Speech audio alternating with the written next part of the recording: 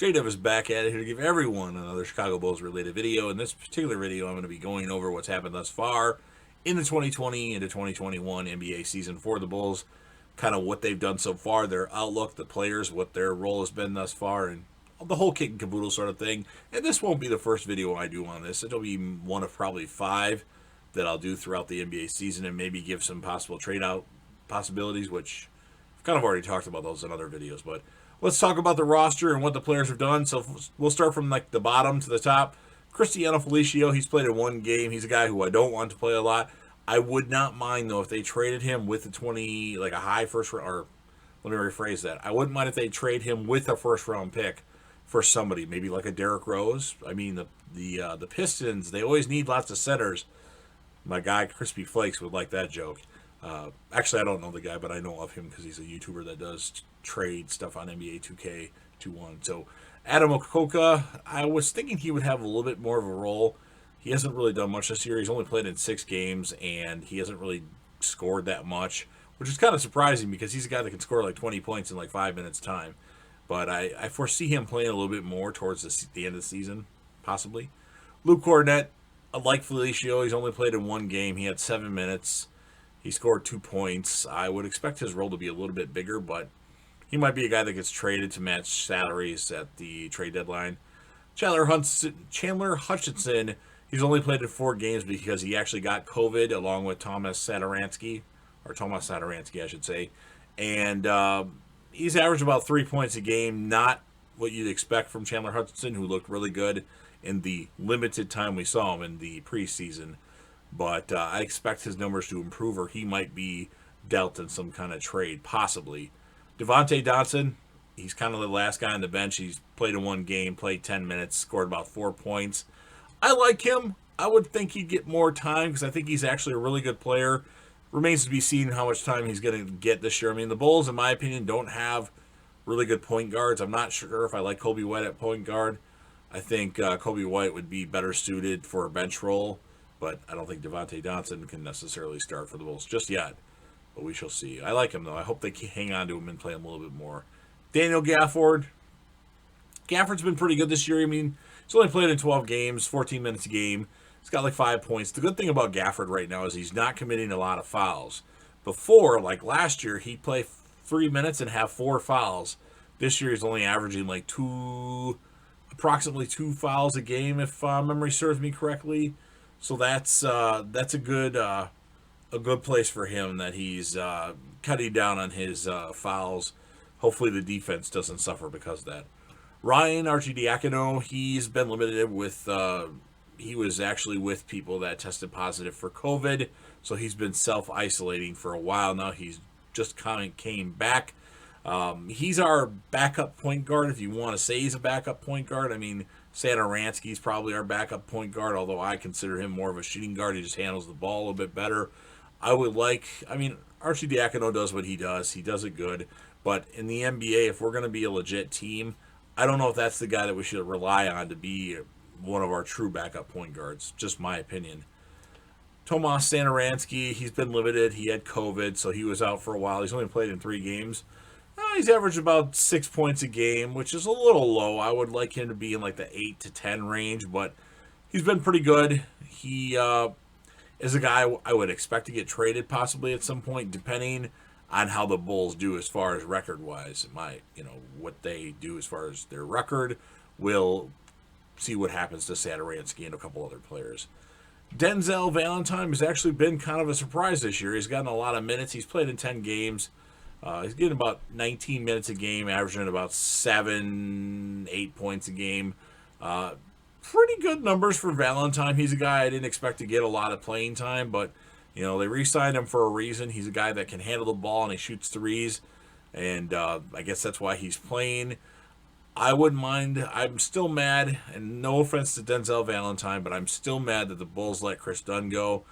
They gave the same amount of money to Denzel Valentine. I would have rather seen Chris Dunn get that money, but maybe Dunn's time in Chicago was, he had a lot of injuries, but so did Denzel Valentine. I would rather have had Chris Dunn. But hey, maybe Denzel Valentine would do something to make me regret that statement. Garrett Temple has been actually really good. He's played 13 games. He's averaged about 27 minutes a game, almost 10 points. That's pretty good production from this guy. I didn't think he'd really do a lot for the Bulls. And even he had COVID, or did he around people? I think he tested positive. Yeah, he tested positive for COVID in the preseason, so he didn't play that much in the preseason. I don't think he played at all, actually. But he's been a pleasant surprise on the Bulls and giving the Bulls some depth on the bench with all the injuries that they've had to deal with so far. Patrick Williams, our prized rookie, he's played in 13 games. He just missed the most recent game the Bulls played. He's getting about 27 minutes a game. He's averaging about 10 points a game. I would like to see him score more like 14 a game and do, but he's been pretty good thus far. People are comparing him to Kawhi Leonard, and hey, that's a good thing. His defense is good. Score a little bit more points, be more of a threat on the floor, and the Bulls could be really good down the stretch. Thaddeus Young has actually done pretty good for the Bulls thus far. He's played in 10 games. He had like a knee injury at the beginning of the season. He's averaging about 24 minutes a game. He's really the only forward that's coming, or power forward guy that's coming off the bench right now. Our bench is like Thaddeus Young, Garrett Temple, Denzel Valentine, and sometimes Gafford. But Thaddeus has done pretty good, and if the Bulls struggle towards the end of the season and end up with a bad record, we could see him traded at the trade deadline to get maybe another asset that we can keep for a couple more years. So Thaddeus Young has been pretty good. Otto Porter Jr., he's good. He's getting about 24 minutes a game.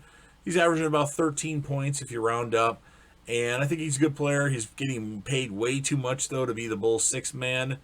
And I would like to see the Bulls possibly deal him, depending on what they get back for him.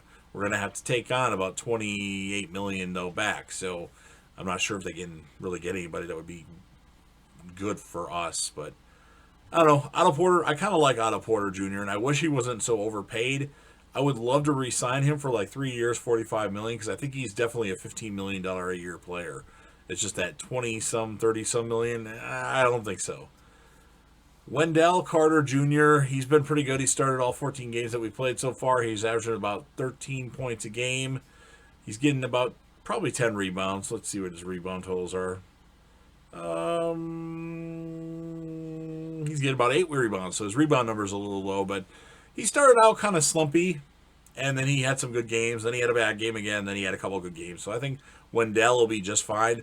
I would love to see the Bulls put him at power forward and move Daniel Gafford into the center position. I don't think it's going to happen, but that's what I would prefer to happen at this point, because I think he's a little... Well, he's not necessarily undersized because he has long arms, but I think it might be beneficial. Then we could have a scoring machine like Markkanen come off the bench, but I'm sure Lauri Markkanen doesn't want to do that, so I tried. Coby White. Coby White is he's very inconsistent. He has really good games and he has really shitty games. He's played obviously every game. He's averaging about 35 minutes a game, and he's scored about 16 points, which actually isn't bad for him, but there's some games where he's been non-existent and he turns the ball over a lot, and that could be a bad thing. Well, actually, he only turns the ball over about 3 times a game. Zach LaVine turns it over about 4 times a game. So I would like to see somebody else start for the Bulls. I would love to see the Bulls reacquire Derrick Rose for maybe a first-round pick in Cristiano Felicio, or maybe a Satoransky for Derrick Rose kind of deal, or something like that. I just don't know if Coby White is going to be the guy at point guard, but he could be. He definitely has the skills to do so. Lauri Markkanen, he's been limited. Lauri Markkanen's always limited. He's only played in 7 games thus far this season, and the only reason why he missed games is because he was around somebody that got COVID, I think Satoransky. But he's back now. He's looking good. He's getting about 19 points, well, 18 points a game. And he is getting about 7.1 rebounds, too, which is pretty good for him. So Markkanen, he can keep doing what he's doing, and he'll be just fine. He's a good second option. I'd like to see him take over games more if he could, though. And then, of course, we have the team MVP. Zach LaVine is looking really good. He's averaging 27 points a game, about 5 rebounds, 5 assists, a steal, and he's turned the ball over about 4 times a game. Zach LaVine is a really good player, and I like LaVine a lot, and I do not want the Bulls to trade him under any circumstances at this point because his contract is pretty cheap. I think we have him for one more year, and then he's a free agent again. So I think we should re-sign LaVine. All the big players have already re-signed with their teams, so why not go after Zach LaVine? He's the best we're going to get. So there is my outlook for that's going over the stats for the team at the moment. And then as far as the roster goes, I mean, I've alluded to some trades that I'd like to see happen. I would like to see the Bulls bring back Derrick Rose if they can as a better point guard to start than Kobe White. Or Rose can come off the bench. Also, a guy who Zach LaVine really wants on the Bulls, who I wouldn't necessarily mind, but the guy is really bad at defense, and that would be Isaiah Thomas. Isaiah Thomas was a beast in Boston. He was very, very good. And the good thing is right now, Isaiah Thomas is healthy. He had some hip issues, and those are apparently behind him right now. So if he could produce and be really cheap for us to pick up, and we don't have to give anything for him except pay him for a year, that wouldn't be such a bad idea. You know, we could play more, maybe start him and LaVine at the guards and put Patrick Williams or Otto Porter, Wendell Carter, not Wendell. And then whoever...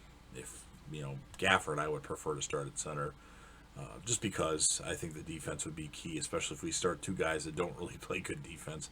How come Zach LaVine hasn't improved on defense yet? Come on, man. Get with it. Another possibility I'd like to see the Bulls get, which he gets paid a lot of money. I think he's only signed for 1 year. I could be wrong on that, but we'd be a guy like Andre Drummond. I think this team needs a true center. I don't think Wendell Carter Jr. is a true center. I think he'd be better suited at power forward.